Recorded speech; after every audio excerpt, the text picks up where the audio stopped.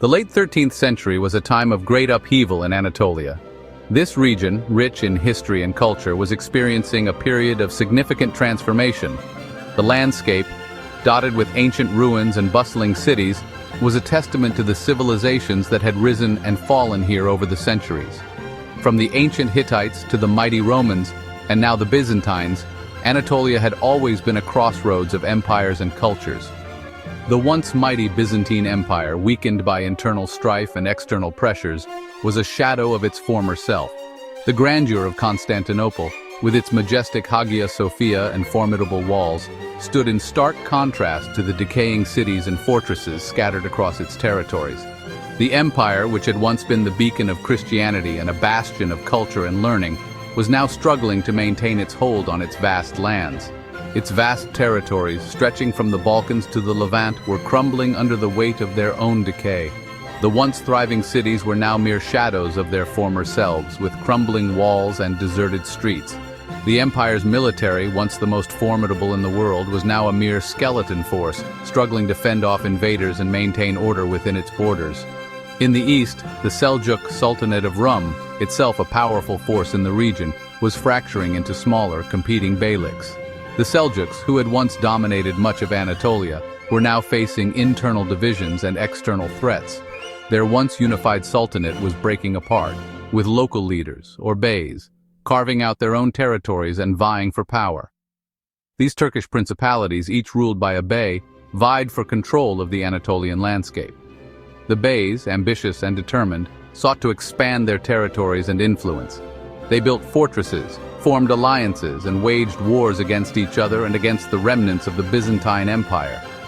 The landscape of Anatolia was a patchwork of competing powers, each striving to assert its dominance. The collapse of centralized authority created a power vacuum, a chaotic tapestry of shifting alliances and perpetual conflict.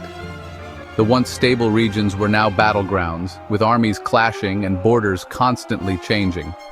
The people of Anatolia, caught in the midst of this turmoil, faced uncertainty and hardship. Yet amidst this chaos, new opportunities arose for those bold enough to seize them. Amidst the crumbling grandeur of Byzantium and the ambitions of the beyliks, a new power was beginning to emerge in the northwestern corner of Anatolia. This region, with its strategic location and fertile lands, was the perfect breeding ground for a new dynasty. The small but determined group of Turkish warriors who settled here were led by a charismatic chieftain named Osman. Under his leadership, they began to carve out a new state from the remnants of the old. A small but determined band of Turkish warriors, led by a charismatic chieftain named Osman, would rise from these ashes to establish a dynasty that would reshape the course of history. Osman, with his vision and leadership, inspired his followers to dream of a new empire. They fought bravely, built alliances, and slowly expanded their territory. The early Ottomans were not just warriors. They were also skilled diplomats and administrators, laying the foundations for what would become a vast and enduring empire. The Ottoman Empire, named for its founder Osman I, would grow to become one of the largest and longest-lasting empires in the world, spanning over 6 centuries and 3 continents. From its humble beginnings in the rugged hills of Anatolia, the empire would expand to encompass vast territories, including the Balkans, the Middle East, and North Africa. The Ottomans would leave an indelible mark on history, shaping the cultures, economies, and politics of the regions they ruled. Their legacy, a blend of military prowess, administrative skill, and cultural achievements, would endure long after the empire itself had faded into history. Osman, born into the Kayi clan of the Oghuz Turks, inherited a legacy of both nomadic tradition and military prowess. From a young age, he was immersed in the ways of his ancestors, learning the skills of horseback riding, archery, and the art of war. The Kayi clan, known for their resilience and adaptability, had a storied history that Osman was determined to honor and expand upon. His grandfather, Suleiman Shah, had led the Kayi tribe from Central Asia to Anatolia in the wake of the Mongol conquests. This migration was not just a journey of survival, but also a quest for new opportunities and a safer homeland. The Kayi tribe, under Suleiman Shah's leadership, navigated through treacherous terrains and hostile territories, showcasing their indomitable spirit and strategic acumen. Settling in the region of Sogut, granted to them by the Seljuk Sultan, the Kai found themselves on the frontiers of the Islamic world, facing the Byzantine Empire to the west. This strategic location was both a blessing and a curse. It provided fertile lands and opportunities for trade, but also placed them in the midst of constant conflict and political intrigue. The Kai had to be ever vigilant, defending their new home from both Byzantine forces and rival Turkish tribes. This volatile borderland, a region of raids and skirmishes, would shape Osman's destiny. The constant threat of attack honed his tactical skills and fostered a deep sense of unity among his people. Osman learned to navigate the complexities of frontier life, balancing diplomacy with decisive military action. These experiences would prove invaluable as he began to carve out his own path to power. He quickly proved himself a capable leader, uniting the disparate Turkish tribes under his banner. His leadership was characterized by both strength and wisdom, earning him the respect and loyalty of his followers. Osman was not just a warrior, he was a visionary who saw the potential for a unified Turkish state. He forged alliances through marriage, negotiated treaties, and led his warriors with a clear sense of purpose. His charisma, combined with his military acumen, drew warriors to his cause. Osman's ability to inspire and motivate his followers was unparalleled. He led by example, demonstrating courage on the battlefield and wisdom in council. His vision of a united and powerful state resonated with many, attracting not only warriors but also scholars, artisans, and traders who saw the potential for prosperity under his rule. Osman's vision extended beyond mere raiding. He envisioned a unified and powerful Turkish state carved out of the declining Byzantine Empire. He saw the potential for a new era of Turkish dominance, where his people could thrive and expand their influence. This vision drove him to push the boundaries of his territory, laying the foundations for what would eventually become the Ottoman Empire. Osman's legacy is a testament to his strategic genius and unwavering determination. Osman's rise was fueled by the fervor of Ghazi warriors. These warriors, known for their fierce fighting skills and unwavering dedication, were the backbone of the early Ottoman military. They were not just soldiers, they were driven by a deep sense of purpose and a mission that transcended mere conquest. The Ghazis were inspired by the concept of jihad, a holy struggle, which gave their battles a spiritual dimension. This religious fervor made them formidable opponents on the battlefield as they believed they were fighting for a divine cause. These frontier fighters, motivated by religious zeal and the promise of booty, flocked to his banner. The promise of wealth and the allure of adventure drew many to Osman's cause. The Ghazis were often young men seeking to make a name for themselves, and the Ottoman Emirate provided the perfect opportunity. They were also attracted by the sense of camaraderie and brotherhood that came with being part of a Ghazi band. This sense of belonging and shared purpose was a powerful motivator, driving them to fight with unmatched ferocity. They saw in Osman a leader who could not only offer them plunder, but also lead them in a holy struggle against the Christian Byzantines. Osman's charisma and leadership skills were crucial in rallying these warriors. He was seen as a just and capable leader, someone who could guide them to victory and glory.